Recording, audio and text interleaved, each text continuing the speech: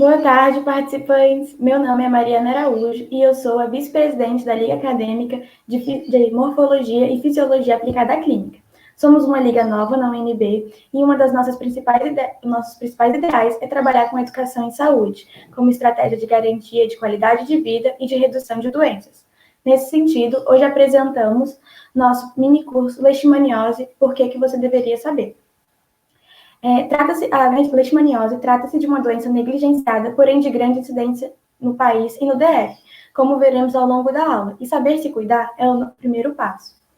Esse evento é organizado por acadêmicos de medicina participantes da Liga e com apoio da doutora Mariana Herst, graduada em Ciências Biológicas pela UNB, mestre em Patologia Molecular pela UNB, conduziu o estudo sobre alérgenos da saliva do Triatoma infestans, doutora em Patologia Molecular pela UNB, pós-doutora pelo Programa Nacional de Pós-Doutorado em Genética Molecular e de Micro-Organismos, professora adjunta em Parasitologia e Biologia da Interação Parasito-Hospedeiro e atua principalmente nos seguintes temas: Trypanosoma cruzi, doença de Chagas e transferência lateral e horizontal de DNA.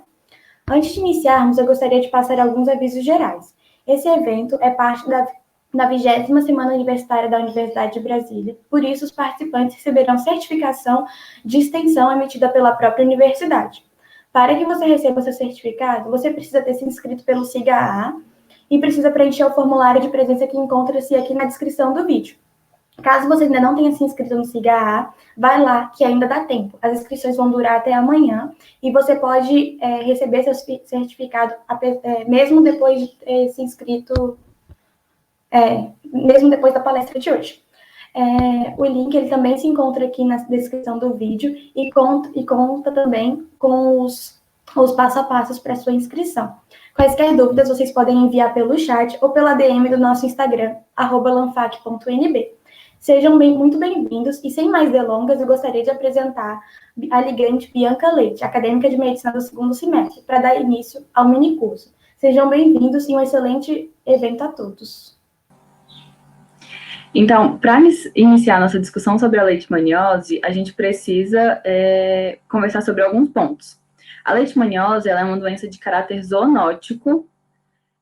Isso significa que ela é uma doença transmitida de animais vertebrados para seres humanos. Além disso, essa doença ela vai ser causada pelo protozoário do gênero Leishmania. E a leishmaniose ela pode ser dividida em dois grandes grupos: a leishmaniose tegumentar e a leishmaniose visceral ou calazar. A leishmaniose tegumentar, como a gente pode acompanhar pelo esquema, ela ainda pode ser subdividida em mais 3 subgrupos: a leishmaniose cutânea, a leishmaniose cutânea mucosa e a leishmaniose cutânea difusa. A transmissão dessa doença ela vai se dar através da picada do inseto flebótomo.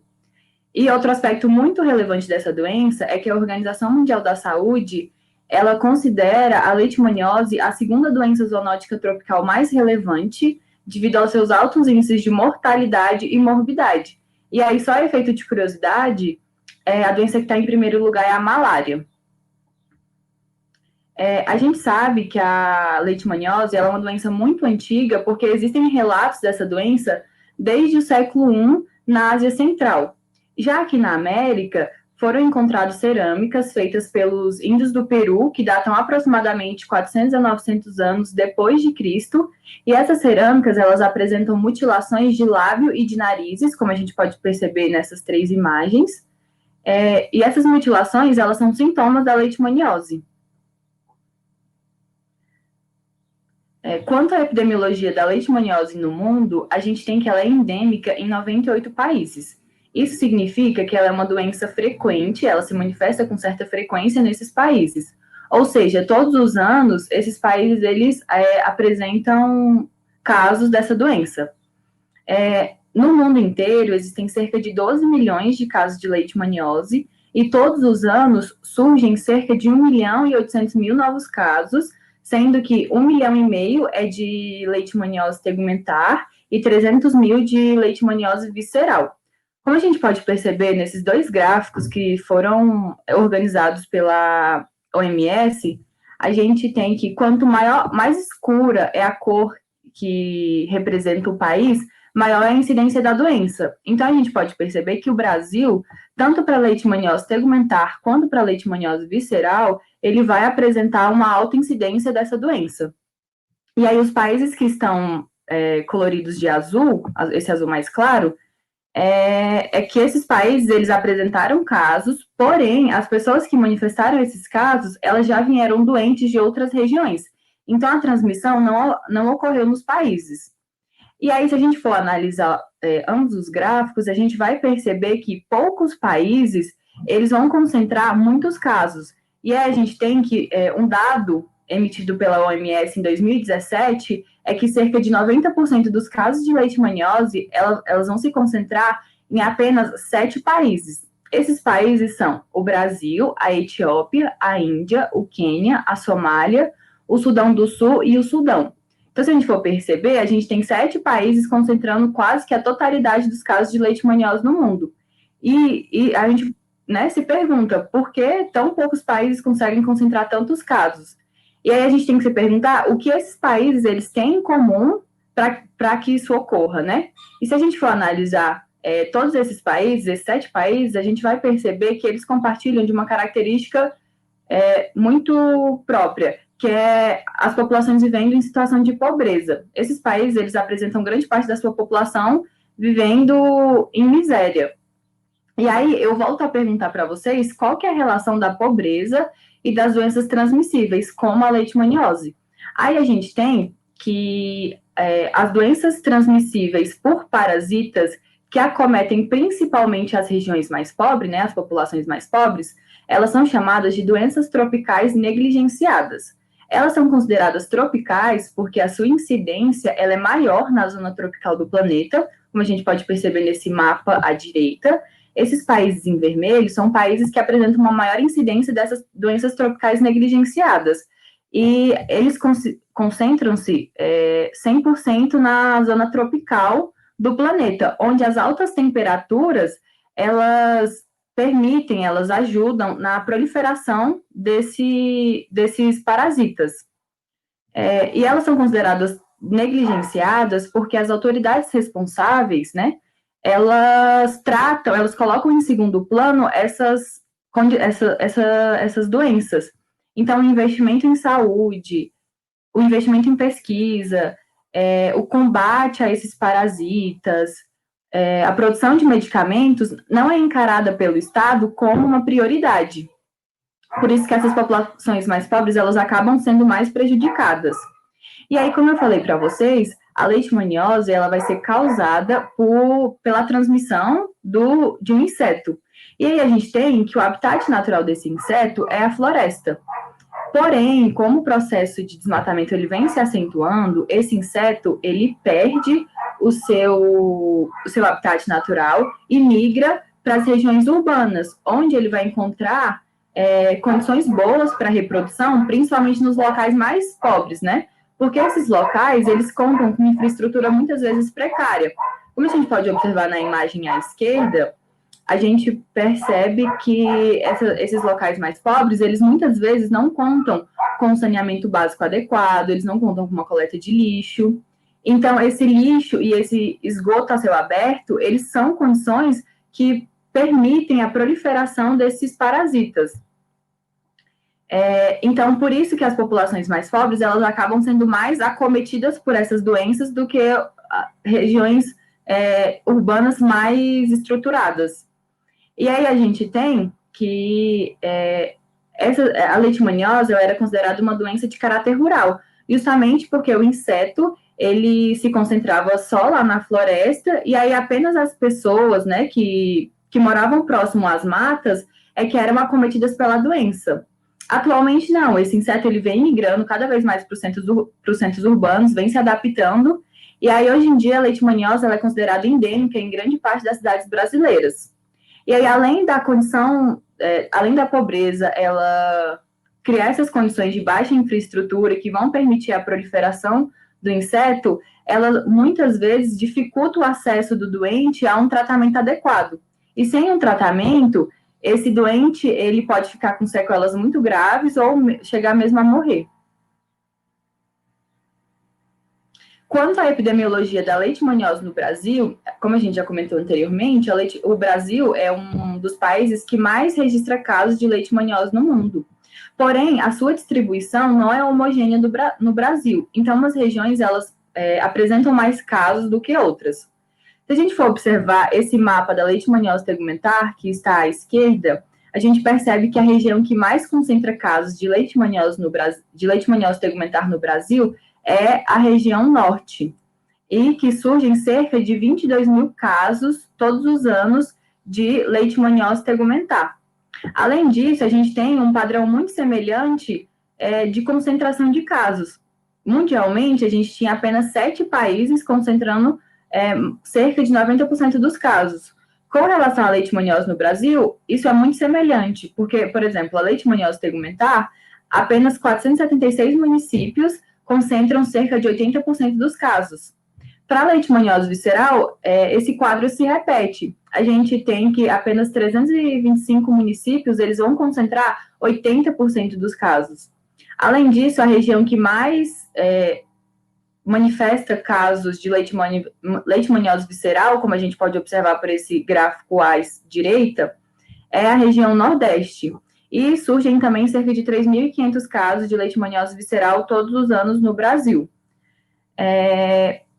A gente, assim, por mais que a região norte, a região nordeste, elas apresentem mais casos de leishmaniose, todos os estados, eles registram casos de leishmaniose, então isso demonstra que essa doença, ela já se disseminou por todo o país. E aí, com relação à epidemiologia da leishmaniose no DF, a gente tem que o DF ele é considerado uma região endêmica para a leishmaniose. E outro aspecto muito importante dessa doença é que ela acomete tanto os seres humanos quanto os animais urbanos. E aí, em 2015, foi feita uma pesquisa com cerca de 4 mil cães, e aí, desses 4 mil cães, 13,25% desses animais, eles testaram positivo para leishmaniose visceral. Então, a gente pode observar nesse gráfico que a região de Sobradinho, que é essa que está representada nesse azul mais escuro, ela foi a região que mais apresentou casos de leishmaniose visceral canina. Em segundo lugar, a gente tem essa região em vermelho, e aqui a gente tem cidades como Fercal, Sudoeste, Plano Piloto, Varjão, entre outras. E aí, com relação à leishmaniose visceral humana, a gente tem que as regiões do DF que mais apresentam casos são Sobradinho, Paranoá, Gama, Fercal e Braslândia. E com relação à leishmaniose tegumentar, a gente tem que as cidades que mais apresentam casos é o Itapuã, Planaltina e Samambaia.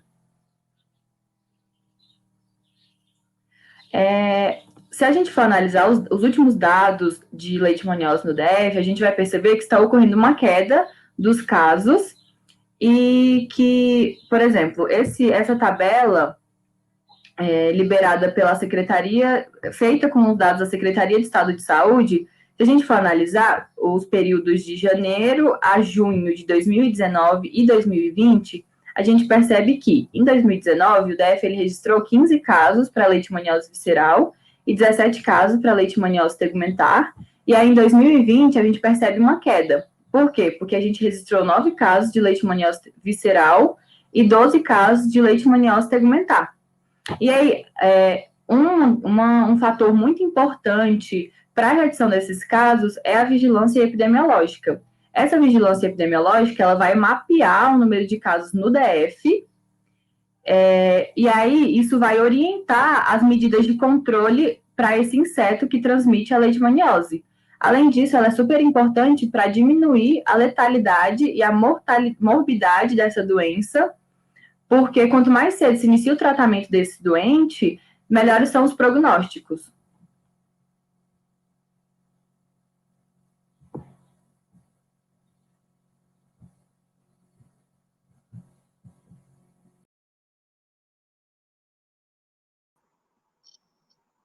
Olá, eu sou Matheus Nogara, acadêmico do terceiro semestre de Medicina, e hoje eu vou comentar com vocês um pouquinho sobre quais são as figuras, então, dessa doença, que é tão prevalente como a Bianca acabou de trazer para a nossa discussão. Então, eu vou começar falando sobre o agente etiológico, O agente etiológico é aquela figura, é aquele organismo que é o causador da doença propriamente dito. No caso das leishmanioses, são os protozoários do gênero Leishmania, que é pertencente à família Trypanosomatida. Essa família, né, é incluída no filo Quinotoplastida, e ele é um parasita intracelular obrigatório de células do sistema fagocítico mononuclear. O que é isso? Ele só vai estar presente dentro do seu hospedeiro em uma das suas duas formas evolutivas, a forma mastigota, e sempre induzindo uma fagocitose, que a gente vai ver quando abordarmos o ciclo biológico. Nessa imagem que vocês podem observar mais à direita do vídeo de vocês, nós temos um esquema que compara as duas formas evolutivas desse parasita que vão ser alternadas ao longo do ciclo da doença. A forma mais arredondada, e que é dita aflagelada, é chamada de amastigota, só que ela possui um flagelo interno, na verdade. E a outra forma, que é a forma promastigota, que é essa que vocês podem verificar, que era bastante alongada, tem um flagelo livre, e uma característica evidenciada, né, nas duas formas é a presença do quinotoplasto, que é uma organela, né, exclusiva desses organismos, que ela é responsável pela produção energética. Então, ela funciona como se fosse uma única, como se ela fosse uma única mitocôndria nesses organismos. E aí, quais são, então, as principais espécies que vão causar essa patogênese, né? A gente tem, para a leishmaniose visceral, a Leishmania chagas, né, denominada aqui no Brasil, mas que também é conhecida como Leishmania infantum, trata-se da mesma espécie. E para a leishmaniose tegumentar, nós temos com bastante prevalência na nossa região, né, aqui no Brasil, a Leishmania brasiliensis, a Leishmania amazonensis e a Leishmania guianensis. E aqui vocês podem observar nessa microscopia, que tem uma coloração específica, as formas amastigotas em um aspirado do baço. Vocês podem verificar como elas se agrupam aí, né, nesses pequenos pontinhos vermelhos, muito provavelmente na etapa de destruição do vacúolo parasitóforo, que a gente vai abordar daqui a pouquinho. Sim. E aí, então, tendo conhecido o agente etiológico da doença, nós precisamos entender, então, quem são os hospedeiros e os reservatórios. Então, os hospedeiros são aqueles indivíduos que vão abarcar, né, o agente etiológico e que vão ser acometidos pela patologia, né, pela patogenia dessa doença. E os reservatórios são aqueles seres vivos, né, aqueles animais que vão também abarcar aquele agente etiológico e vão auxiliar no ciclo de vida na medida em que eles tornam-se mais uma fonte de disseminação, né, do patógeno para uma possível transmissão. E então a gente tem como exemplos para as leishmanioses os roedores, os animais domésticos, né, principalmente os cães, marsupiais, pequenos mamíferos e, claro, o próprio homem. E aí, nas imagens, vocês podem verificar os aspectos característicos da leishmaniose tegumentar em cães, que podem apresentar, né, essa área necrótica na região do focinho do animal. E também, na segunda imagem, uma úlcera leishmaniótica na cauda de um roedor. Sim. E então, agora basta entender quem é o vetor. O vetor é aquela figura no ciclo da doença que ele é o indivíduo que vai fazer a transmissão. Então, é a partir desse vetor que o parasita, no caso, os protozoários de Leishmania, vão ser disseminados para os seus hospedeiros ou reservatórios. E aí, no caso das leishmanioses, nós temos o exemplo das fêmeas de flebotomíneos, do gênero Lutzomia, que é o gênero mais prevalente aqui no Brasil, e elas utilizam-se do substrato orgânico e úmido para a deposição de seus ovos. Popularmente, esses insetos são chamados de mosquito palha, mosquito birigui, cangarinha, entre outros. E a gente pode observar nessa imagem ampliada, logo abaixo, um exemplo de Lutzomia longipalpis, que é uma das espécies desse gênero. E ao lado, eu trago para vocês uma comparação entre flebotomínios e mosquitos. Por quê? Porque é importante nós sabermos reconhecer o flebotomínio. Sendo ele o vetor da doença, é necessário que nós tenhamos conhecimento suficiente para identificá-los, porque é a partir do controle desses vetores que a gente pode controlar a disseminação da doença. E aí, então, trago um alerta para vocês que o flebotomínio, embora popularmente chamado de mosquito, pelo aspecto taxonômico, né, biologicamente, ele não é um mosquito, ele é um flebotomínio. E aí nós podemos observar do lado esquerdo, então, o mosquito palha, e faz parte, né, do grupo Psicodídeos, e do outro lado a gente tem os mosquitos propriamente ditos, né, no grupo Culicídeos, como o Aedes aegypti, né, o vetor da dengue, o inseto Anopheles e Culex. A gente pode perceber como características para a diferenciação do mosquito palha, né, do flebotomínio, um tamanho, em geral, de 2 a 5 milímetros, eles têm cerdas longas, bastante numerosas, como vocês podem observar na imagem, são sempre asas semi-eretas e elas chegam a fazer um ângulo reto, né, um ângulo de 90 graus com o tórax. Sim. E aí, então, o ciclo biológico. Vamos entender agora como é que se organizam as relações entre essas diferentes figuras da nossa patogenia, né?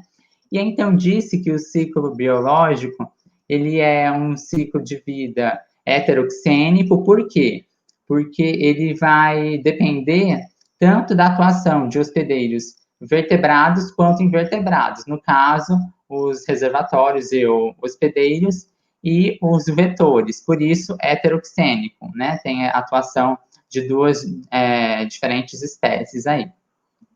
Então, ele se inicia com o repasto sanguíneo, né? A picada do inseto, que pode ser no humano, por exemplo, e a partir do momento em que a fêmea flebotomínio, né, hematófaga, ela vai se alimentar, ela acaba inserindo, né, as formas promastigotas, são aquelas formas flageladas livres, né, no homem, e a partir desse momento, elas vão ser recebidas, né, na pele do hospedeiro, e aí já vai se ativar todo o sistema imunitário para acolher aquelas formas promastigotas, e nisso se dá o processo de fagocitose, então, né, o processo de circundação, de comer, né, a gente diz popularmente de comer da célula para essas formas promastigotas, e aí essas formas promastigotas, elas vão se diferenciar através da interação de diversos receptores, né, existe toda uma relação aí imunitária correlata, ela vai se reproduzir sempre de forma assexuada, então a partir da divisão binária, ela vai começar a se diferenciar, então, a partir desses receptores, ela se diferencia nas formas amastigotas, que são aquelas exclusivas do meio intracelular, né, que são arredondadas, que eu mostrei para vocês alguns slides anteriores. E essas formas amastigotas, elas começam, então, a se reproduzir, e quando nós temos a inserção dos lisossomos, a fusão dos lisossomos daquela célula infectada nesse vacúolo, a gente passa, então, a chamá-lo de vacúolo parasitóforo. E aí, que nada mais é do que um fagossoma. E aí, a partir da multiplicação dessas formas amastigotas, elas passam a preencher todo o espaço citoplasmático dessa célula, dessa célula, e aí acontece o rompimento da membrana citoplasmática, que vai fazer com que essas formas amastigotas, então, sejam disseminadas para todo o corpo, podendo acometer células adjacentes ou até mesmo circular sanguineamente. E aí, estando disseminadas ao longo do corpo, isso possibilita que um flebotomínio não infectado, ao se alimentar também, né, ao realizar o repasto sanguíneo, ele vai ingerir essas formas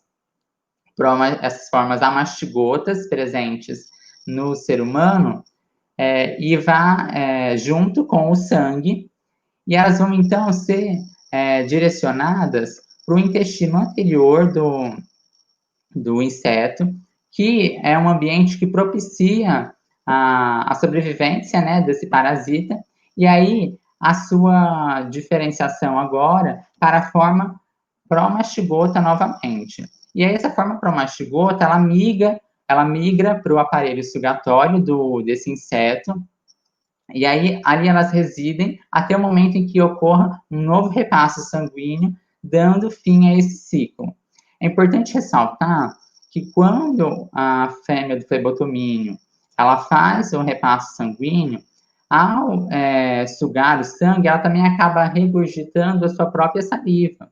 E essa saliva, embora ela tenha esse caráter, né, patogênico, hoje já são feitos vários estudos e propõe-se o uso de diversas anticoagulantes que são específicos, né, são próprios dessa solução, dessa saliva, para o uso terapêutico de diversas doenças cardiovasculares, por exemplo. Então, aí a gente tem um contraponto, né, de uma saliva que, embora ela traga uma patogenia, né, ela possui propriedades farmacológicas que podem ser utilizadas como uma forma de se utilizar o nosso benefício, né, do hospedeiro, formas que foram criadas pelo parasita para sobreviver para evadir o nosso sistema imunitário. Sim.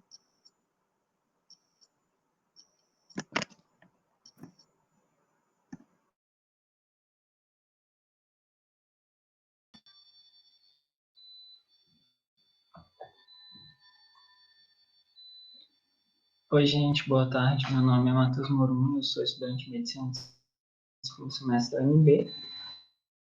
Eu vou falar um pouco para vocês sobre patologia e sintomatologia da leishmaniose. Então, gente, para vocês entenderem a fisiopatologia, vocês têm que ter muito forte na cabeça aquilo que o Matheus Nogara acabou de explicar, que é o ciclo biológico da doença. O principal que vocês precisam saber é que quando o macrófago vai fagocitar esse protozoário, dentro do macrófago ele vai se transformar nessa forma amastigota dele. Essa forma amastigota, dentro do fagossoma, vai começar a se multiplicar intensamente até aumentar esse fagossoma consideravelmente e acabar meio que estourando ele, e o macrófago vai acabar morrendo junto e vai liberar várias dessas formas amastigotas no tecido da pessoa, né? E aí outro macrófago vai fagocitar uma das formas e vai continuar a infecção.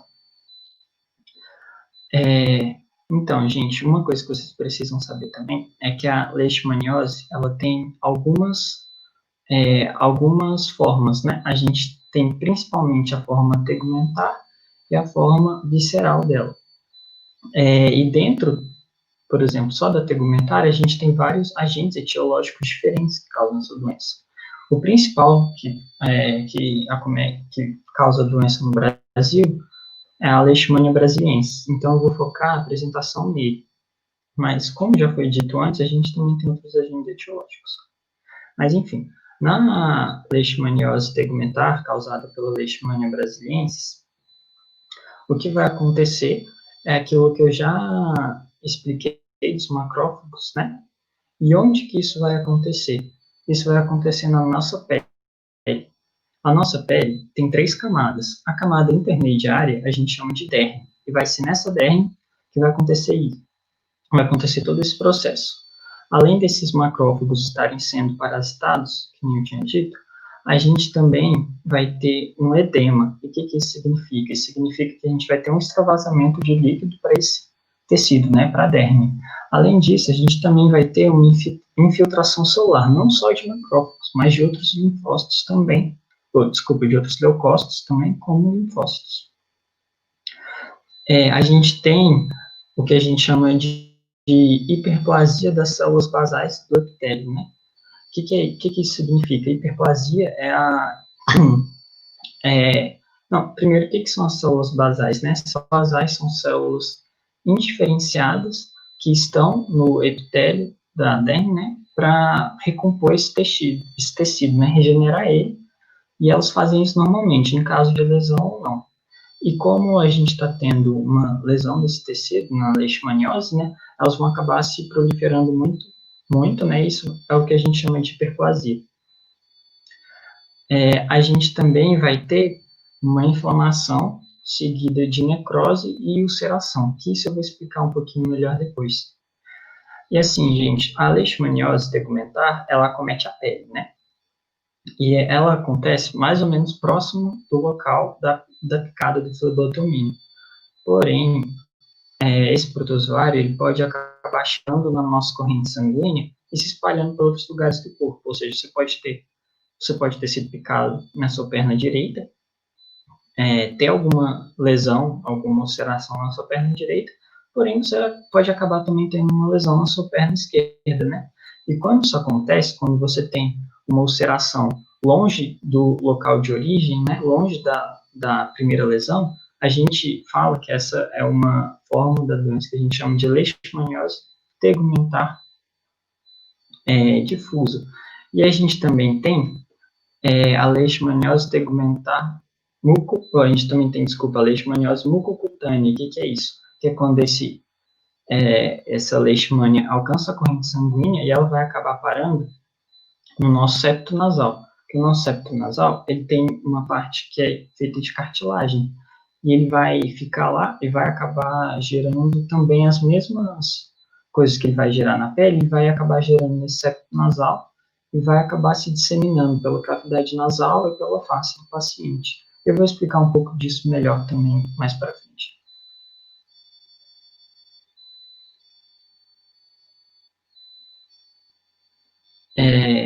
Aí agora eu vou falar um pouco mais da fisiopatologia da leishmaniose visceral, né? A leishmaniose visceral, ela acontece nas nossas vísceras, né? Enquanto a leishmaniose tegumentar acontece na pele. Porém, a leishmaniose visceral também pode acometer a pele. Em 20% dos pacientes, um estudo realizado aqui no Brasil, mais especificamente lá no Ceará, evidenciou que 20% dos pacientes com leishmaniose visceral acabam também tendo lesões na pele. Então, assim, a leishmaniose visceral acomete as nossas vísceras, né, nossos órgãos internos, mas também pode acometer a pele. Nos nossos órgãos internos, quais vão ser as estruturas que vão ser mais acometidas? A gente vai ter principalmente o baço, o fígado, a medula óssea e os nossos gânglios linfáticos. Essas estruturas vão ser as principais acometidas pelo parasito, né? O que vai acontecer? Em todas as estruturas, a gente tem uma população grande de macrófagos também. E esse processo que aconteceu na derme, que eu tinha explicado, vai acontecer também nesses órgãos, né? Aí está escrito células de Cooper, porque os macrófagos que acabam migrando e ficando no fígado, a gente chama de células de Cooper, mas eles também são macrófagos. Isso vai gerar algumas consequências para o paciente, como esplenomegalia e hepatomegalia. O que significam essas duas denominações, né? Esplenomegalia significa que o seu baço vai estar aumentado, e hepatomegalia que seu fígado vai estar aumentado. Essas duas coisas vão acontecer por conta dessa hiperplasia dos macrófagos que vai acontecer nesses órgãos. E a gente também vai ter alterações na medula óssea. E como assim alterações na medula óssea? Porque a medula óssea é uma estrutura que produz as nossas células do sangue. E os macrófagos a gente pode considerar como uma célula sanguínea, né?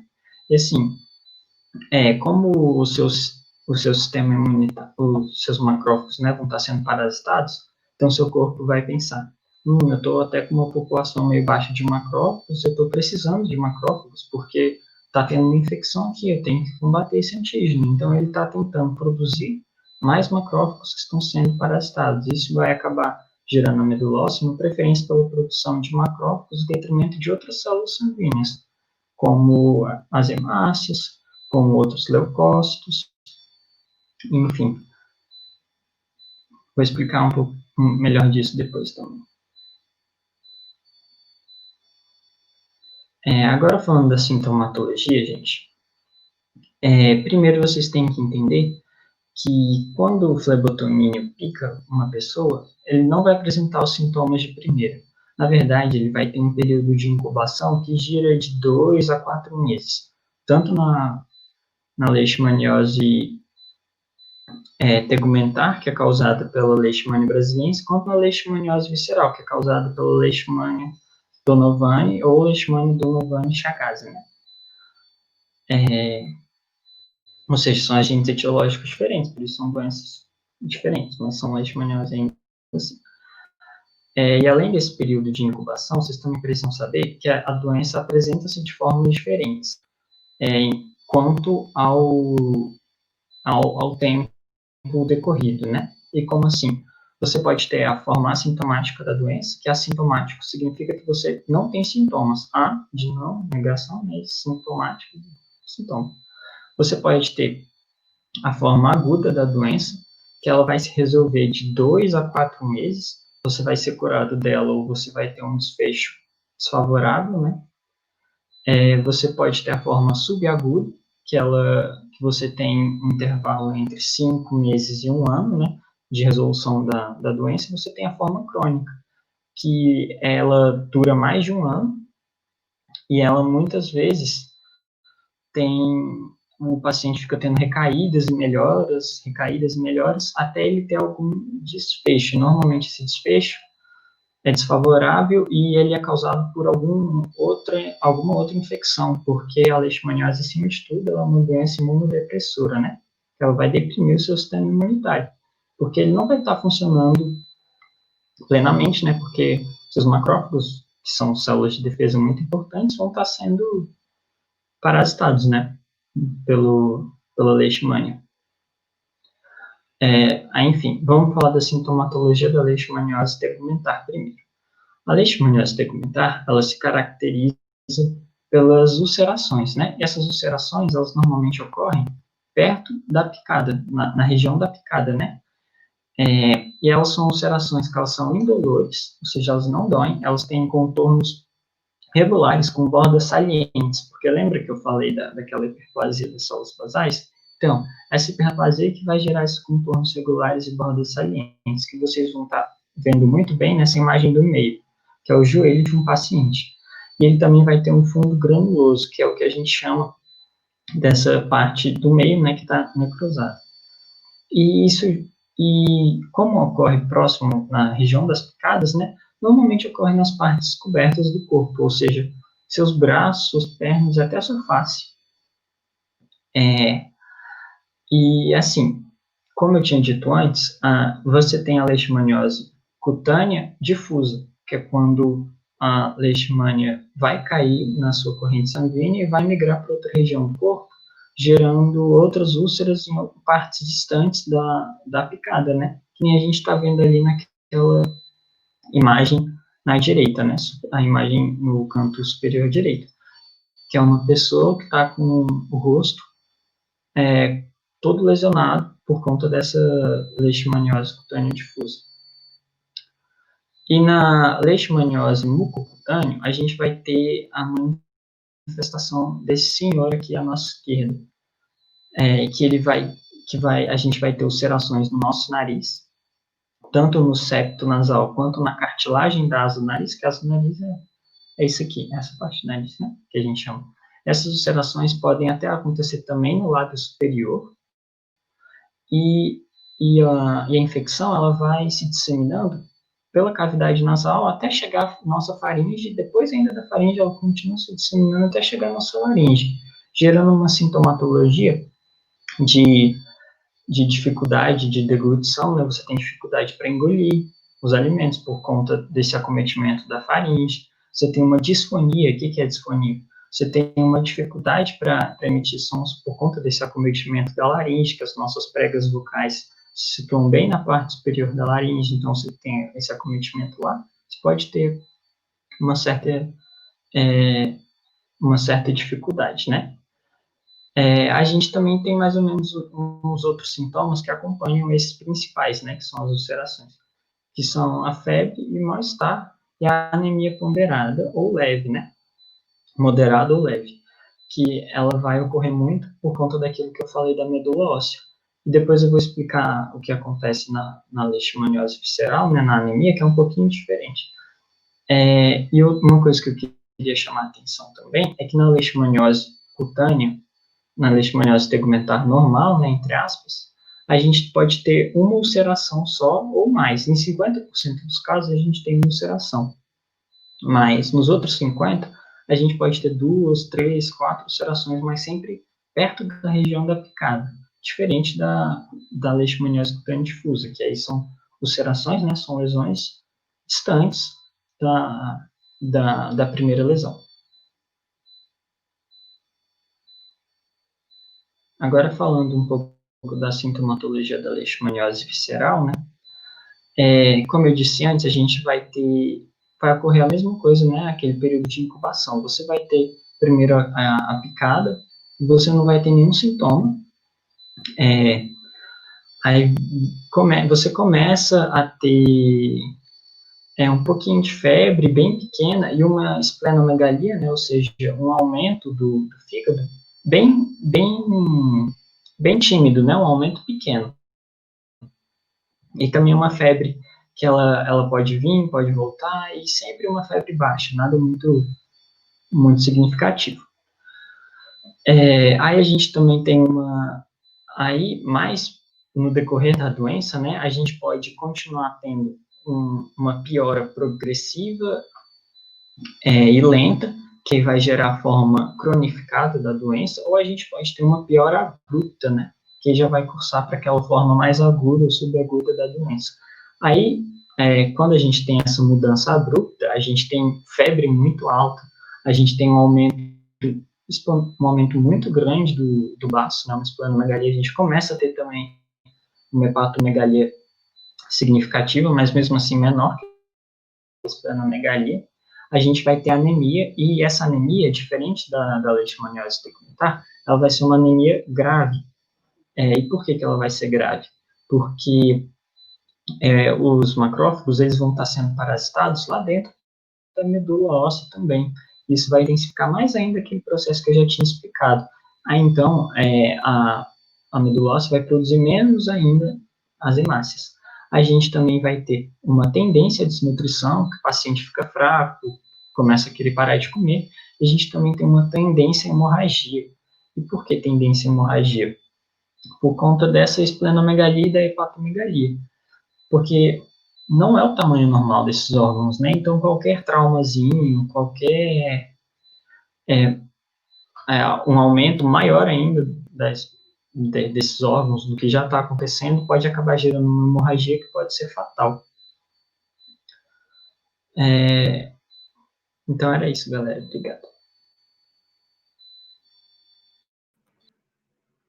Olá pessoal, tudo bem? Meu nome é Rafael Dias e eu sou do primeiro semestre de Medicina da UNB, e eu vou falar com vocês sobre a parte do diagnóstico, o tratamento e também a profilaxia da leishmaniose. Como o Morum acabou de comentar aí dos sintomas, né? A gente pode fazer o diagnóstico, a gente tem que considerar primeiramente quais os sintomas que estão sendo apresentados pelo paciente, né? Nesse sentido, é muito importante no procedimento diagnóstico você fazer a anamnese. Isso é um termo grego que significa você trazer de volta a memória, né? Você, então, vai estar recordando com a pessoa as vivências dela, então, quando apareceram esses sintomas, onde ela esteve, porque isso vai conseguir te dar um direcionamento adequado sobre o que ela está passando, né? De repente, se ela foi numa região endêmica da leishmaniose, você já sabe, então, que há uma possibilidade dela ter sido contaminada. Isso também vai te ajudar num aspecto muito importante, que é o diagnóstico diferencial. Porque como o Morum trouxe muito bem para a gente, né, os sintomas, muitos desses sintomas eles são semelhantes com outras doenças. Por exemplo, os sintomas da leishmaniose tegumentar, eles são semelhantes com sintomas vistos na sífilis, além da sífilis também você tem sintomas que são vistos na tuberculose e na hanseníase. Então, você fazer essas comparações, recordando com o paciente a vivência dele, e também buscar as diferenças mais específicas entre cada uma dessas doenças, é muito importante na hora de fazer o diagnóstico. Mas não basta só você ter esse procedimento clínico, digamos assim, essa avaliação do paciente, essa conversa com ele, e descartar o que é diferencial. Você também tem que ter o diagnóstico do parasita, né? Basicamente, para ter certeza e ter um tratamento adequado, você tem que verificar se a sua hipótese ela é sustentada pela evidência laboratorial, digamos assim.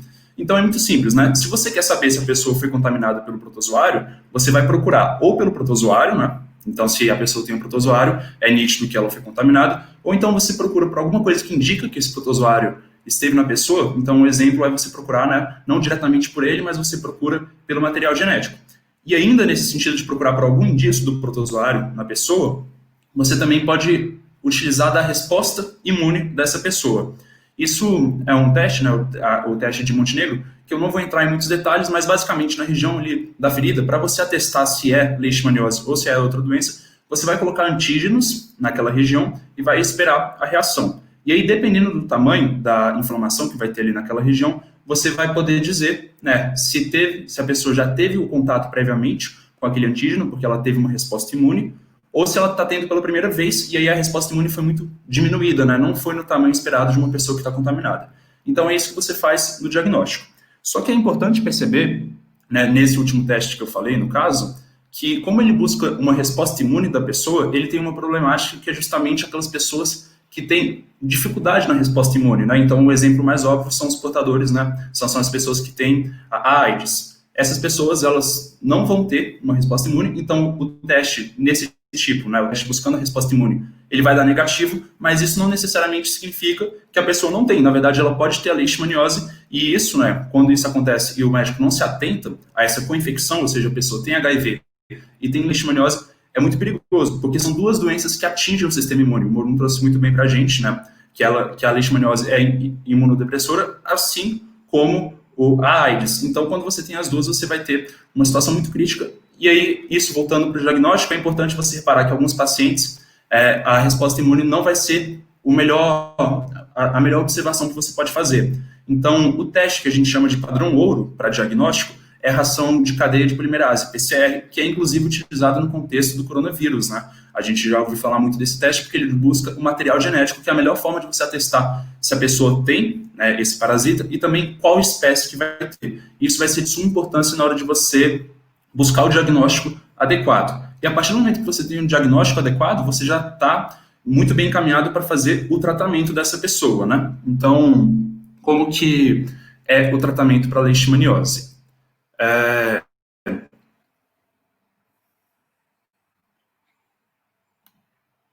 Aqui, o tratamento para leishmaniose, a gente colocou ali no canto a logo do SUS, porque inclusive perguntaram, né, aí nos comentários se ele é oferecido pelo SUS, e sim, o tratamento da leishmaniose, ele é oferecido pelo SUS. O SUS, embora existam muitas críticas, claro, a esse sistema, a gente tem que lembrar que ele é um dos maiores sistemas de saúde pública do mundo. É uma coisa, a gente pode dizer, praticamente única, porque o Brasil é um país continental e consegue oferecer um sistema único de saúde que é público, gratuito e de qualidade reconhecida, né? Então, no contexto da leishmaniose, o tratamento ele é oferecido pelo SUS e de forma completamente gratuita.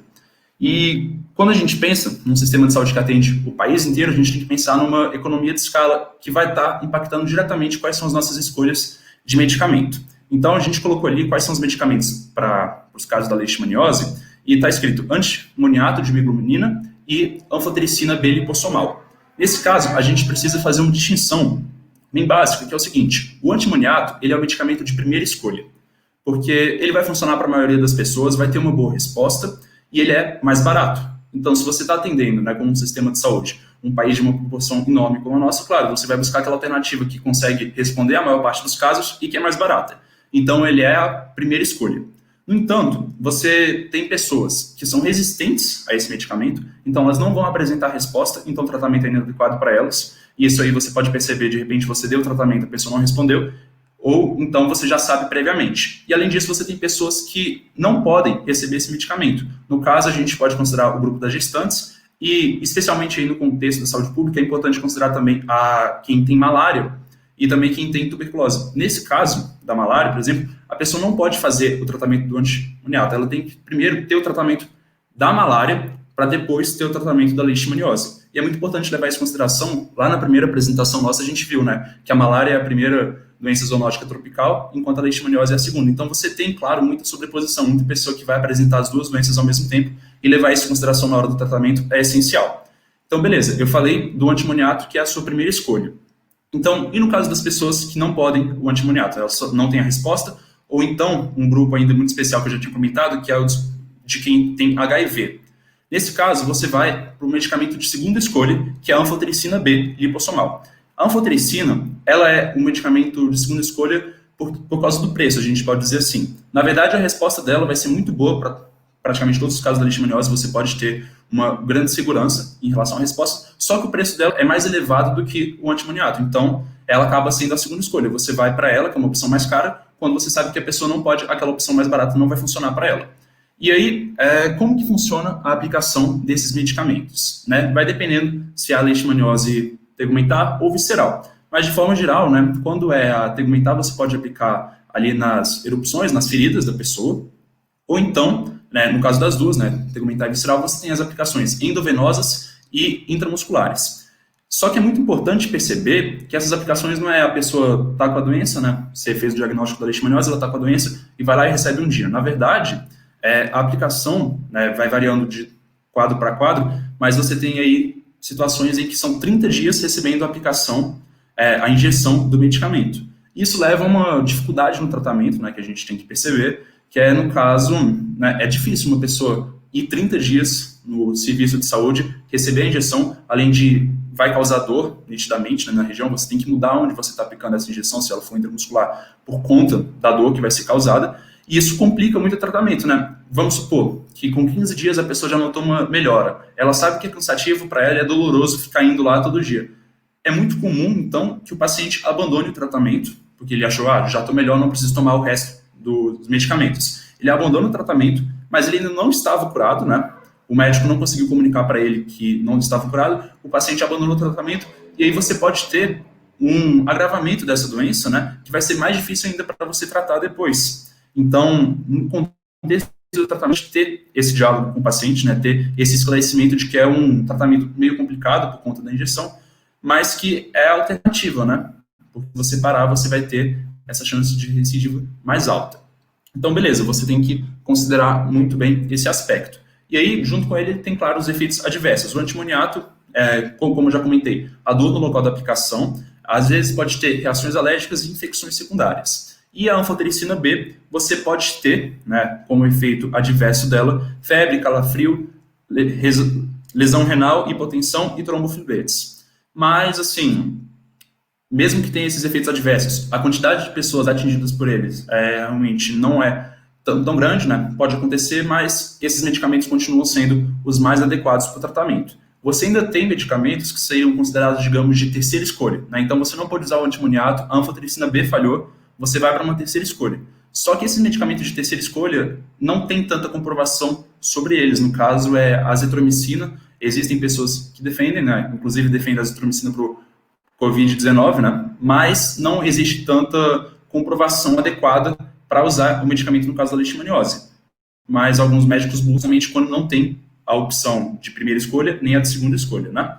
Agora, beleza, a gente já falou do diagnóstico, já falou como é o tratamento para a leishmaniose, né, em linhas gerais, só que pode parecer uma frase meio clichê, mas o melhor tratamento é a profilaxia, é a prevenção, né?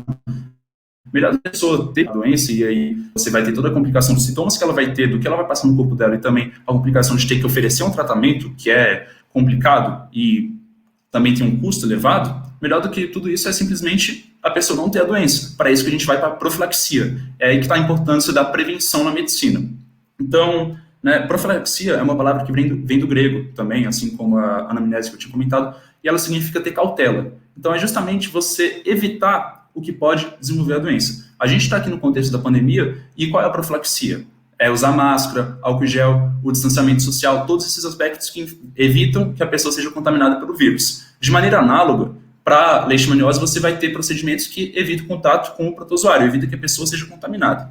E a gente fez a separação aqui, a gente tem o vetor dessa doença, que é aquele mosquito palha. Eu falo mosquito entre aspas porque biológico, o Taxons, ele não é tecnicamente, né, um mosquito, mas é assim que ele é chamado popularmente. E esse vetor, então, que vai estar pela picada dele transuário, o que a gente faz, né, para evitar? Vamos cortar o contato que a gente tem com ele. Então, a primeira medida de profilaxia contra ele, né, a gente pode optar pela construção de casas de 200 a 500 metros de distância das matas, porque como eles vivem nas florestas, se você está a essa distância, eles não conseguem voar até esse espaço que você está. É uma distância muito longa para eles, eles não vão conseguir chegar até lá. E a gente sabe que, infelizmente, em muitos lugares do Brasil, isso não é respeitado, não é uma medida que tem sido seguida, justamente porque a gente tem cada vez mais, né, um crescimento do desmatamento, uma urbanização desordenada, que leva, sim, à construção de casas muito perto de matas, ou seja, agrava essa situação.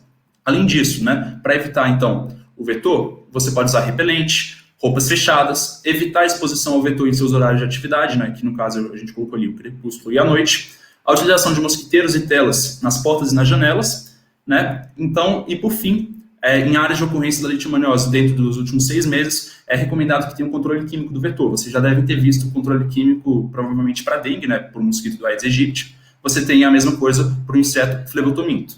Então, beleza. Juntando tudo isso, uma coisa muito importante de se considerar quando você pensa nessa profilaxia para evitar o contato com o vetor que vai te passar o protozoário, é que você não está evitando só a leishmaniose. Se você está evitando os insetos, né, você está utilizando repelente, roupas fechadas, as casas não são perto da mata e tudo mais, você também evita o Aedes aegypti, você evita outros mosquitos que transmitem doenças. Então, essa prevenção, a gente pode considerar ela para várias coisas. Você está fazendo um investimento em várias áreas, vamos dizer assim.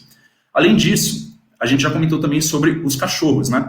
Então, é importante levar eles em consideração, porque eles, no ciclo de vida, quando o Nogaro estava explicando, a gente viu que eles são como hospedeiros acidentais. Como assim acidentais? Não precisa infectar o cachorro para o ciclo de vida dos protozoários seguir. Só que atualmente isso acontece. Os cachorros são sintomáticos, né? A gente vê ali pela imagem um cachorro com sintomas. E, né, no contexto de saúde humana, os cachorros eles também vão ter o agravante de eles se virem, digamos, como reservatório. Porque ele foi picado pelo flebotominto, está com a leishmaniose, e aí supõe que esse cachorro é picado novamente por um flebotominto que não tinha.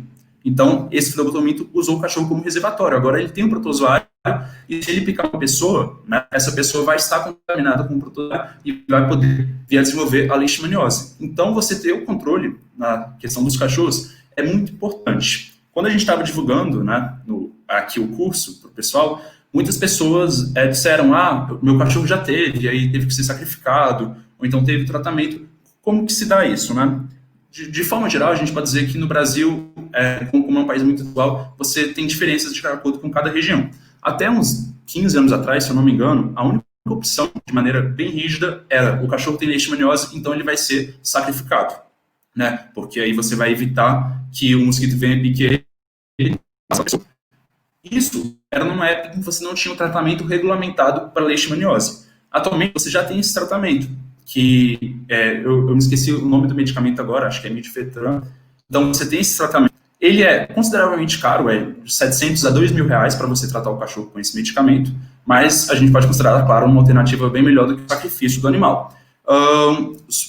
Um problema do preço que deve ser considerado é justamente a desigualdade no nosso país. Muitas famílias não têm a condição de estar pagando por esse tratamento. E aí a gente pode ter duas situações. Vamos supor, né, a família não pode pagar e não quer sacrificar. Eu acho que ninguém, né, se vê com vontade de sacrificar seu animal querido.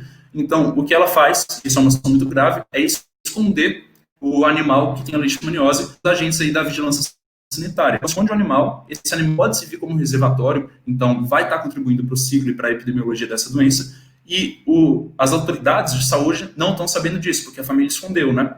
Então, é uma situação muito grave que tem que ser combatida. Então, em alguns lugares, você tem, por exemplo, esse foi o caso lá em Belo Horizonte, quando eu morava lá, a nossa cachorro teve a leishmaniose e lá as autoridades de vigilância sanitária não eram tão rígidas quanto ao sacrifício. Só que elas eram muito rígidas. Você tem um cachorro com leishmaniose, tem várias e várias medidas sobre o que fazer com esse cachorro. Então, existia o controle, ele tinha que ficar distante das casas, tinha que usar a coleira e todos esses aspectos. Então, é uma alternativa mais viável. Agora, vamos supor que essa família não tinha, não quis sacrificar, continuou com ele, e ela vai querer um tratamento, né? Muitas vezes, como o medicamento ele é mais caro, essas famílias acabam optando por dar a anfotericina B como medicamento. Médicos veterinários, inclusive, às vezes indicam isso. O problema é que quando você dá anfotericina B para o cachorro, você está exercendo seletiva nos protozoários que estão nesse grupo de animais, né? Você exerce uma pressão seletiva e, eventualmente, você vai acabar selecionando quem é resistente à anfotericina B. Então, você seleciona os protozoários que são resistentes a esse medicamento. O que acontece? O medicamento, que é a segunda escolha, que funciona para quase todos os casos de leishmaniose nos humanos, vai perdendo sua aplicabilidade, porque agora você tem pessoas contaminadas com protozoários que, por conta do medicamento que está sendo aplicado para cachorro, por exemplo, está exercendo tanta pressão seletiva, acabaram selecionando linhagens que são resistentes. E é muito grave que a gente pede o nosso medicamento de segunda escolha. Então, esses são aspectos que a gente tem que considerar em relação à saúde dos animais, e isso nos leva a uma coisa importante também, que é um contexto que a saúde humana, ela não é uma entidade dissociada do resto da saúde. Muito pelo contrário, né? Existe um termo que se chama One Health, vamos colocar saúde única, que é pensar numa interseção entre a saúde. Você tem a saúde humana, claro, você tem a saúde dos animais e você tem a saúde no meio ambiente, digamos assim, mas elas não estão separadas como conjuntos, né, disjuntos. Elas estão unidas numa interseção e é aí que a ação de saúde tem que acontecer. Os profissionais, eles devem colaborar. A medicina e a medicina veterinária não são coisas completamente separadas, até porque, como o exemplo da leishmaniose traz muito claro para a gente, são doenças que elas vão estar, né, interagindo do mundo dos animais para a saúde dos humanos. Então, considerar isso é muito importante. Além disso, para profilaxia, acho que no próximo slide tem mais algumas informações sobre o cachorro, né? Por fim, para a gente fechar com chave de ouro esse aspecto. É importante lembrar que existe a vacina para cachorro, não existe a vacina para seres humanos, mas para cachorro existe. É um procedimento meio complicado, porque tem um curso e também você tem que atestar que o cachorro não tem a leishmaniose antes de aplicar a vacina, para não ter nenhuma complicação, mas já é uma excelente notícia, né? E além disso, além da vacina, você tem também aquelas opções de coleira. Esse cachorro na imagem, ele está usando uma, que é para evitar o flebotomito e continue o ciclo aí da leishmaniose e também de outras doenças, claro, né?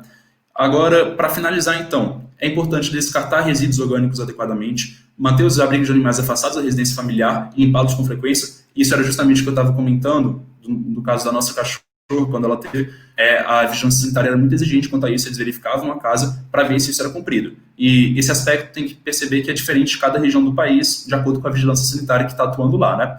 E realizar com frequência a poda das árvores próxima à residência, que está ali a imagem de uma poda, que é aquela mesma lógica de onde o inseto usa como habitat, né? O produtor está usando como habitat. Quando você faz essa poda, você vai estar distanciando ele da sua casa. Perfeito, né, gente? Então, o nome do curso que a gente ofereceu é Leishmaniose, por que você precisa saber? E eu acho que a gente conseguiu explicar muito bem todos os aspectos que são importantes para essa doença, né? A gente mostrou que ela é uma doença muito importante, por vezes desconsiderada, né? No discurso, na imprensa. Poucas pessoas, inclusive, sabiam o que eram, estão descobrindo hoje pela primeira vez como que essa doença se desenvolve, e a gente aprendeu por que é importante saber. Ela atinge o Brasil, o nosso país, ele é endêmico para essa doença. Ela atinge vários outros países em que a desigualdade social é acentuada, em que você tem muita pobreza. Ela é uma doença que causa muitas mortes, né? E é uma doença que precisa, então, logicamente, ser combatida. E um dos primeiros passos, é claro, a conscientização da população, que é o que a gente está tentando fazer hoje. Muito obrigada, Rafael. Eu também gostaria de agradecer a todos os que palestraram. Acho que todos podem me dar esse feedback também, porque foi realmente muito bom para a palestra de todos. E a gente gostaria de convidar vocês para participarem de um joguinho com a gente de revisão sobre o que foi abordado na palestra. Então, aí está o jogo do Kahoot, mas eu vou mandar também o link pelo chat, que aí vocês podem entrar diretamente para a gente poder fazer essa revisão de tudo que foi abordado. Vai ser algo bem dinâmico e eu espero que vocês gostem.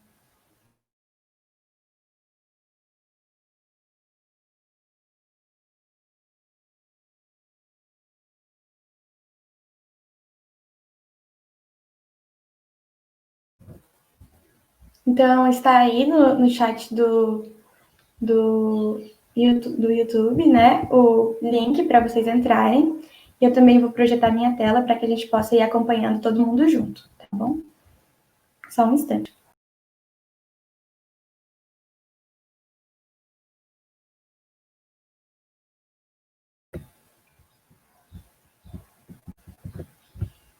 Prontinho.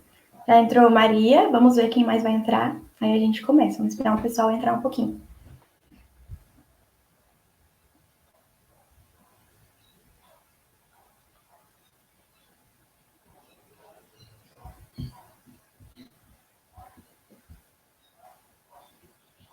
Deus grego. Vamos aí. Quando mais gente entrar, a gente pode começar. Marcela. Daniela.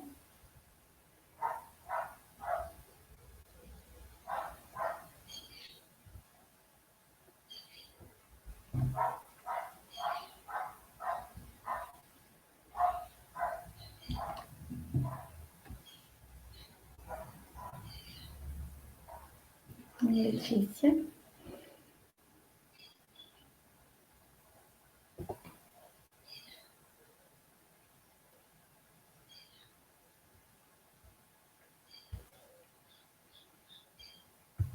Vocês estão conseguindo entrar, pessoal?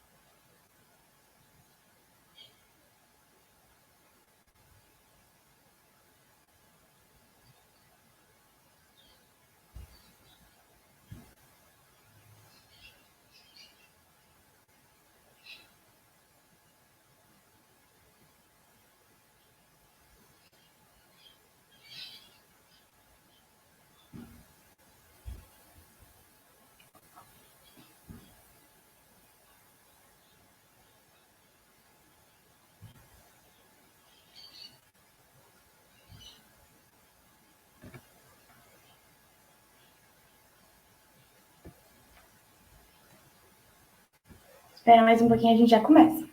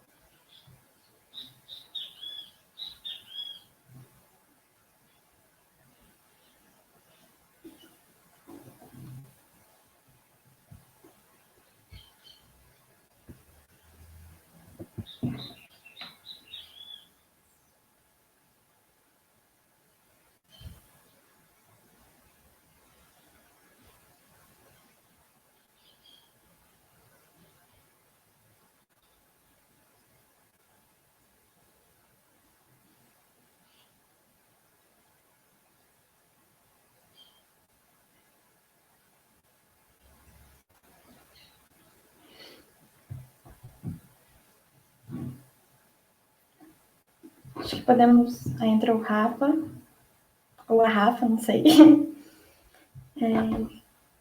Então, vamos começar.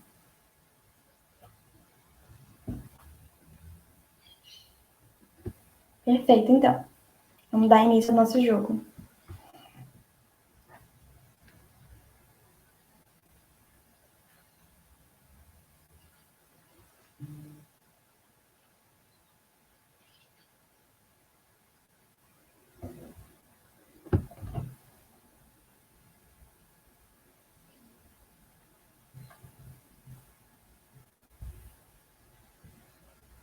Uma resposta.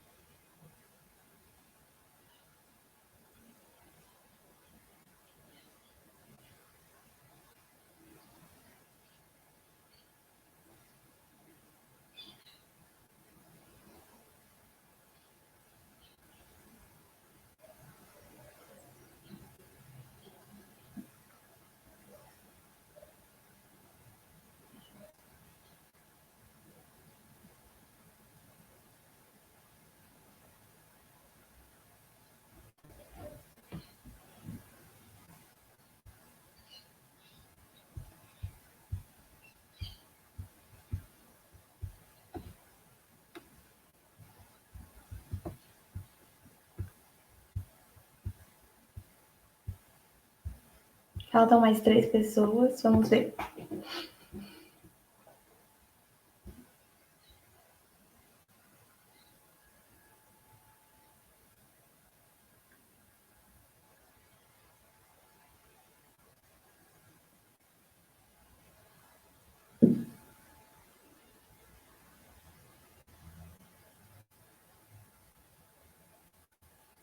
Três, dois, um. Então, para essa resposta, eu gostaria de chamar a Gabriele para ela discutir um pouquinho. A resposta, então, ela realmente era amarela, né? Nas últimas décadas, a leishmaniose tem sido muito observada nas cidades, mas também teve pessoas que marcaram. A leishmaniose é uma doença negligenciada, mas a OMS não considera relevante, e o norte do Brasil é a região com maior número de casos de leishmaniose visceral. Aí eu queria chamar a Gabriele para ela comentar um pouquinho com a gente sobre essas respostas. Oi, gente, eu sou a Gabriele, sou do terceiro semestre do curso de Medicina. Bom, então vamos comentar um pouquinho. A primeira pergunta dizia que a leishmaniose é uma doença negligenciada, mas a OMS não considera ela uma doença relevante.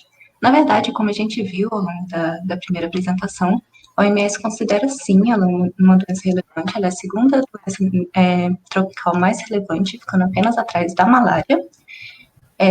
E ela, inclusive, preconiza o tratamento gratuito da leishmaniose e também a vigilância constante, tanto do vetor e o combate a essa doença. A segunda resposta dizia que o norte do Brasil é a região com mais casos de leishmaniose visceral. E como a gente viu também, na verdade, o norte do Brasil é a região com mais casos de leishmaniose tegumentar. E a leishmaniose visceral fica principalmente com a parte do Nordeste, que também está bem presente nas capitais. E realmente a resposta certa seria a amarelinha, que nas últimas décadas a leishmaniose tem sido muito observada nas cidades. Ela tem mudado o seu perfil epidemiológico e tem se tornado cada vez mais urbana, né? Como a gente viu, devido à destruição do habitat natural do flebotomínio e também ele está encontrando condições muito favoráveis para sua reprodução nas cidades. Então, foram muito bem. Muito obrigada, Gabi. Então, vou passar para a próxima. Então, vamos começar de novo. Então, Maria está na frente, depois Deus Grego, Daniela, Rafa e Marcela Moraes. Vamos ver como é que fica até o final. Outro quiz.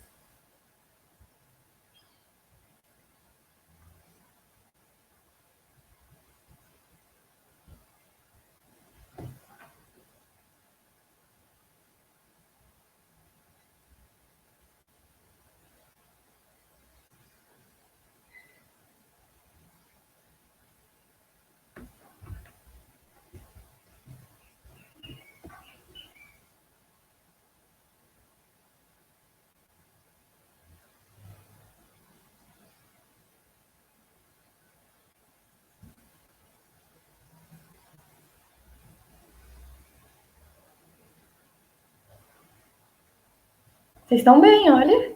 Tanto de respostas até aqui.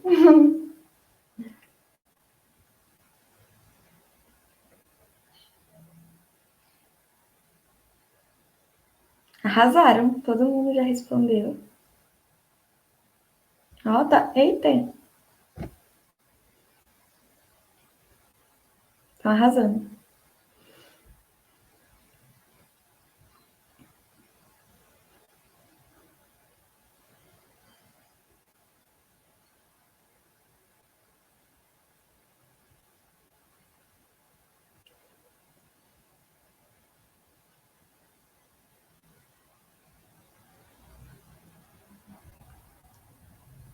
Os últimos 30 segundos. Eita, ó. Para essa resposta, eu gostaria de chamar o Matheus Nogara, para que ele comentar um pouco sobre o ciclo da doença, para que ele pudesse ajudar a gente nessa questão. Olá, pessoal. Então, como vocês puderam verificar ao longo do minicurso, né?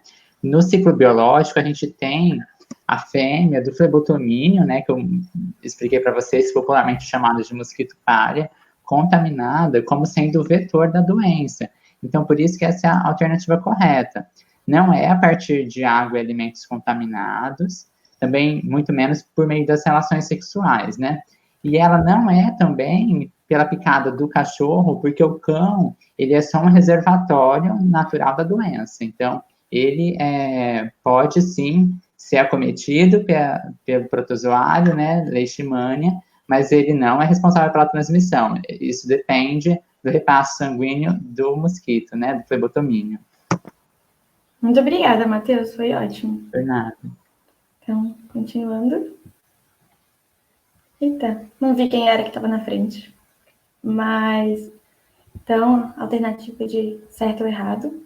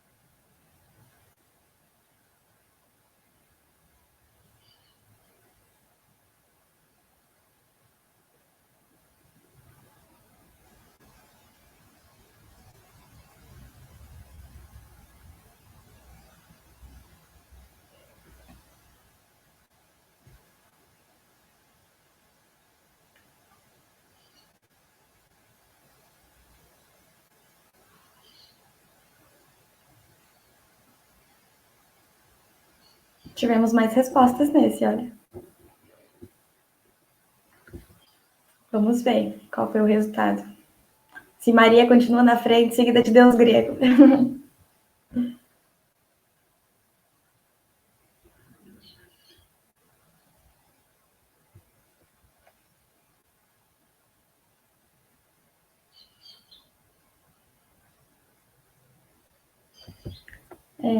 Então, nessa todo mundo acertou. Gostaria só de chamar Matheus Morum para dar uma última revisada nesse assunto, que todo mundo foi muito bem.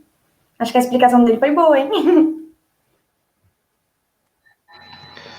Parabéns, gente. Então, é verdadeiro nessa questão, porque tem justamente aquilo que eu tinha explicado da esplenomegalia e da hepatomegalia, que a gente vai ter esses dois órgãos aumentados, o baço mais do que o fígado.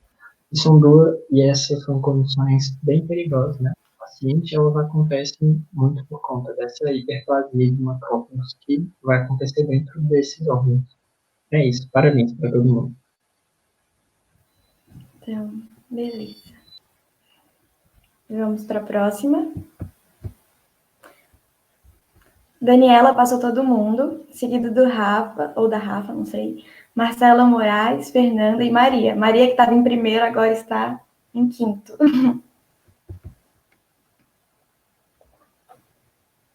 Pergunta de certo e errado também. Não existem testes específicos que permitem diagnosticar precocemente a leishmaniose.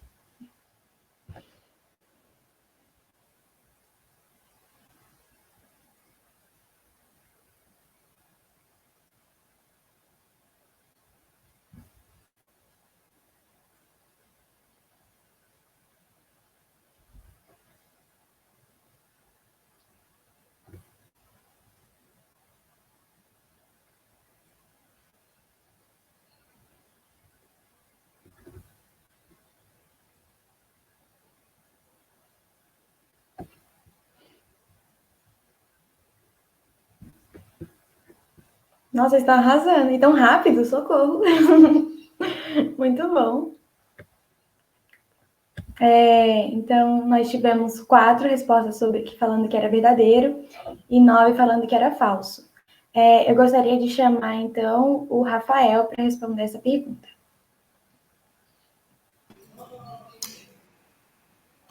Pessoal, então, como se fosse item do PARS, né? Para a gente ver o que está errado. Precocemente. Quando a gente viu na parte do diagnóstico, isso é uma doença que você vai ter o diagnóstico muito relacionado com os sintomas. Os exames de diagnóstico também são relacionados aos sintomas.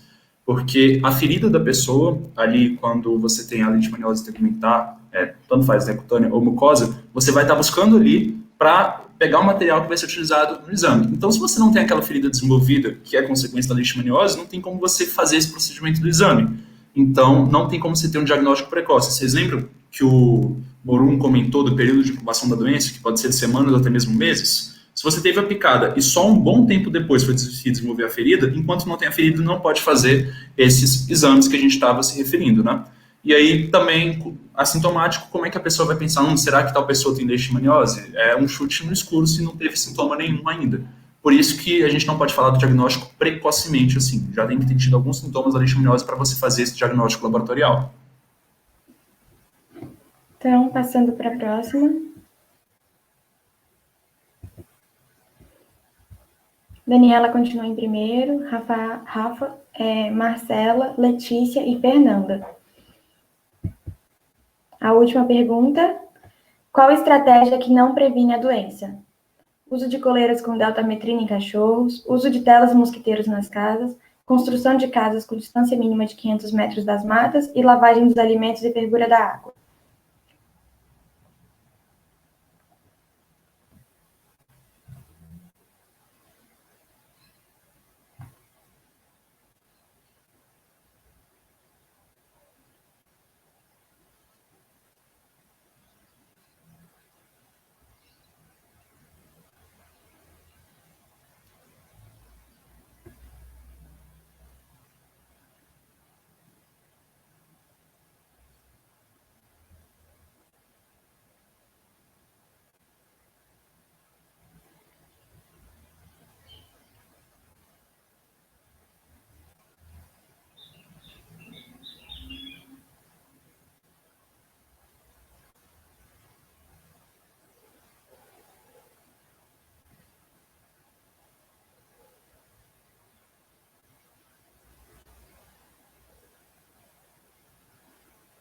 Todo mundo respondeu?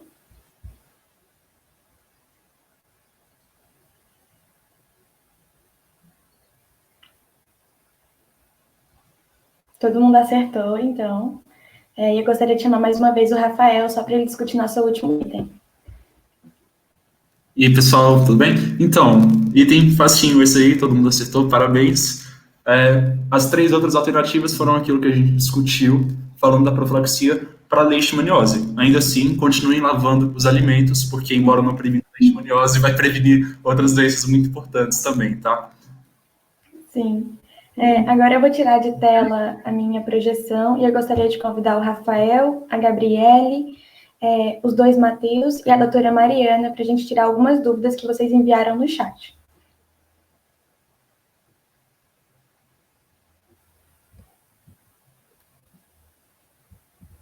Deixa eu tirar aqui. Rafael, vou chamar o Mateus. Opa. Mateus, doutora Mariana, o outro Mateus e a Gabriele. Gabriele? Certinho. Gente, a gente recebeu algumas perguntas no chat e vou colocar aqui para a gente tirar algumas dúvidas. Eu tinha apresentado primeiramente a doutora Mariana, mas vocês não tinham visto ela ainda. Essa é a doutora Mariana, nosso braço direito nesse mini curso. Então... Tudo bom, pessoal? Eu queria dar parabéns para todos os alunos envolvidos, que vocês foram muito bem. Muito obrigada. Doutora, uma pergunta que foi, inclusive, acho que a senhora pode nos ajudar, é a seguinte. Tiago perguntou: existem marcadores para diagnosticar a leishmaniose? Bom, a gente tem diferentes testes, né, para diagnosticar a leishmaniose. Nós temos os testes parasitológicos, onde a gente vai buscar a presença direta desse parasito. Então, como o Rafael falou, né, normalmente na lesão a gente faz a coleta e pode observar diretamente a presença do parasito. Mas a gente tem marcadores do parasito para diagnosticar através da PCR ou qPCR, né, que o Rafael também citou, que é um dos testes que a gente usa para a COVID. Igualmente, a gente faz para a COVID, a gente busca assinaturas específicas do DNA da leishmania no organismo daquele indivíduo que está infectado. Então, é possível fazer uma identificação específica do parasito através desse teste. Muito obrigada, doutora. Nada. Agora eu acho que eu vou chamar o Matheus Morum para essa próxima pergunta, que foi do Rafael. Todos os pacientes têm os mesmos sintomas? Então, Rafael, na verdade, não. Eles apresentam sintomas diferentes, porque variam muito de acordo com o sistema imunológico de cada pessoa, né? Se é uma pessoa imunodeprimida, se não é uma pessoa imunodeprimida, se ela tem um sistema imunológico forte ou não. Tanto que já fizeram uma pesquisa sobre isso, né? Que pegaram a mesma cepa, né? De protozoários e infectaram diferentes animais da mesma espécie. Que foram criados juntos e tudo mais. E eles, dentre essa mesma população, né, eles apresentaram sintomatologia diferentes. Então, assim, varia muito essas apresentações clínicas da doença. Muito obrigada, Matheus. Tem uma pergunta também do Pedro. Existe vacina contra a leishmaniose visceral canina? Rafael ou a doutora Mariana? Rafael, eu vou falar uma parte e vou deixa para você, né? A resposta é sim, existe a vacina para leishmaniose, foi inclusive que eu comentei lá na profilaxia, que vacinar o cão é uma profilaxia para leishmaniose nos humanos, né? Quando a gente explicou que ele é um reservatório e tudo mais. Agora, a pergunta que vem também, se existe a vacina para o cão, por que não existe para o humano? Está sendo desenvolvida, ainda não funciona? Qual seria a resposta, professora? Bom, deixa eu só complementar rapidamente sobre a vacina para o cão. Então, a gente não faz para o cão, a gente não faz a diferenciação se ele está infectado com uma leishmania infanto ou uma brasiliense, né? Espécies distintas da tegumentar ou da visceral. A vacina é efetiva para todas as espécies. Ainda assim, essa vacina para leishmaniose canina, ela não tem uma eficiência muito alta. Então, os fabricantes dizem que chega a 70%, né, seria a eficiência dessa vacina, enquanto que pesquisadores da área mostram que muitas vezes não passa de 40% a eficiência dessa vacina. Ainda assim, é o que a gente tem e é o que é utilizado, né, para os cães, que dá uma certa proteção. Mas pensando em seres humanos, essa taxa de eficiência é muito baixa. Então, ainda tem que aprimorar essa vacina para que ela também possa passar a ser utilizada em seres humanos. Então, é a questão da eficiência dela que faz que a gente ainda não tenha, que não possa aplicar, né, em pessoas. Muito obrigada. Acho que aproveitando a própria conversa, a gente também pode relacionar com a pergunta da Maria Eduarda. Quais são os sintomas da leishmaniose no cachorro? Os cachorros podem ser tratados com fotericina B? Então, doutora Mariana, se quiser responder, ou Rafael. Eu acho que o Rafael e um dos Matheus conseguem responder essa. Vamos lá, senão depois eu ajudo.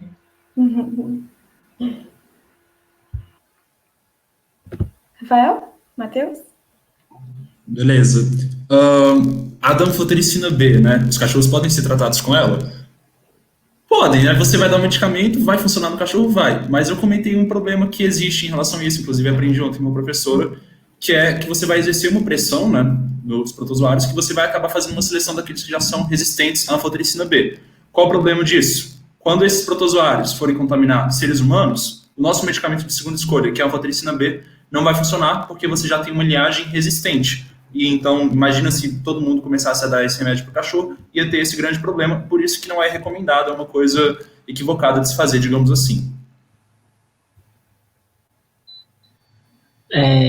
Então, falando sobre a leishmaniose do cachorro, inclusive tinha uma imagem no slide do Rafael, né, que mostrava o cachorro com as lesões no focinho, né, e acontece justamente isso, essas lesões na pele, né, certa descamação, até as unhas do cachorro ficam diferentes, elas ficam mais espessas, eles podem até ficar cegos, eles também têm anemia, eles vão apresentar sangue nas fezes também, dentre outros sintomas.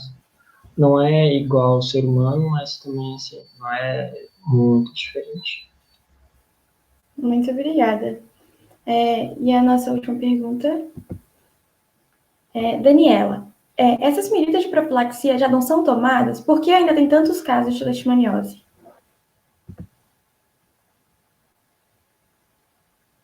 Rafael? Ou doutora? Tá. Eu acho que eu não consigo dar uma resposta completamente adequada para essa pergunta, acho que a professora vai conseguir complementar melhor. Mas sim, grande parte dessas medidas já são tomadas, só que você tem que levar em consideração também o contexto, né? A gente vive num país desigual, então muitas medidas que a gente considerou aqui super básicas, né? A gente pode estar considerando por causa do contexto que a gente vive. Por exemplo, aquela de a casa a 500 metros da mata. Assim, pode parecer meio lógico para muitos de nós, mas para muitas pessoas essa é praticamente a única opção de onde construir uma casa. Então, não existe essa profilaxia para essas pessoas. A mesma coisa para, a gente colocou ali, por exemplo, usar repelente. Para a gente, repelente pode ser uma coisa tranquila, né, financeiramente, mas existem pessoas que não têm acesso a esse tipo de produto. Então, dependendo do contexto, levando em consideração a desigualdade e a pobreza, muitas das profilaxias, das medidas profiláticas, elas não são tomadas ou são tomadas de maneira incompleta. É aí que está justamente o porquê ainda existem tantos casos da leishmaniose. Muito obrigada. Exatamente, não preciso nem completar. É exatamente isso que o Rafael falou. Muito obrigada. Eu gostaria de agradecer a todos que palestraram e a todos que participaram do nosso evento também. E em nome da Lanfac, a gente está realmente imensamente agradecido, né, pela presença da doutora Mariana como nosso braço direito em todo esse evento. E eu queria agradecer aos ligantes que fizeram esse evento acontecer e que estão construindo, né, a história de uma liga nova e que tem um caminho incrível pela frente. E eu também gostaria de agradecer ao público pela participação. Nós estamos nós esperamos que sinceramente tenham gostado muito do evento. E antes de me despedir, eu só queria lembrar os avisos gerais sobre a certificação. Então, para que você receba seu certificado de extensão pela universidade, você tem que se inscrever pelo SIGA-A. Aqui na descrição do vídeo, você encontra os passo a passos, né, para você seguir, para te ajudar. E também você tem que preencher o formulário de presença, que também está aqui na descrição. Tanto o formulário quanto a inscrição pelo SIGA-A vão continuar abertos até amanhã. E então, você pode fazer isso no horário que estiver melhor para você. E esse vídeo vai ficar gravado no site do Decanato de Extensão, aqui onde vocês assistiram. E no canal do Decanato de Extensão. E por fim, eu espero que vocês tenham gostado bastante da experiência, tenham aprendido muito com a palestra. Muito obrigada a todos os palestrantes também. Uma boa noite, pessoal. Boa noite, muito obrigado, pessoal. Boa noite a todos vocês.